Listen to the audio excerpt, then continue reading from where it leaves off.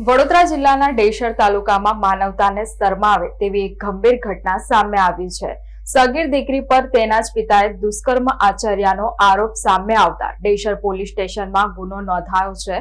ફરિયાદના આધારે પોલીસે પોક્સો એક્ટ અને ભારતીય ન્યાય સંહિતાની સંબંધિત કલમો હેઠળ કાર્યવાહી હાથ ધરી છે। વડોદરા જિલ્લાના ડેશર તાલુકામાં સગીર બાળકી સાથે થયેલા કથિત જાતીય શોષણનો ગંભીર મામલો પ્રકાશમાં આવ્યો છે। પોલીસમાં નોંધાયેલી ફરિયાદ મુજબ 13 વર્ષની સગીર દીકરી પર તેના જ પિતાએ ઘરમાં બળજબરીપૂર્વક દુષ્કર્મ આચર્યાનો આરોપ છે। આ મામલે બાળકીની માતાની ફરિયાદના આધારે ડેશર પોલીસ સ્ટેશનમાં આરોપી પિતા વિરુદ્ધ ભારતીય ન્યાય સંહિતાની સંબંધિત કલમો તેમજ પોક્સો એક્ટ હેઠળ ગુનો નોંધવામાં આવ્યો છે। ફરિયાદ નોંધાયા બાદ આરોપી ફરાર થયો હતો। જો કે ડેશર પોલીસે તાત્કાલિક કાર્યવાહી કરીને આરોપીને ઝડપી પાડી કાયદેસરની કાર્યવાહી હાથ ધરી છે અને તેને જેલ હવાલે કરવામાં આવ્યો છે। સમગ્ર ઘટનાની વધુ તપાસ ડેશર પોલીસ સ્ટેશનના પોલીસ ઇન્સ્પેક્ટરના માર્ગદર્શન હેઠળ ચાલી રહી છે। પોલીસે જણાવ્યું છે કે તપાસ દરમિયાન પ્રાપ્ત થતા પુરાવા અને કાનૂની प्रक्रिया आधारे आगळनी कार्यवाही करवामां आवशे।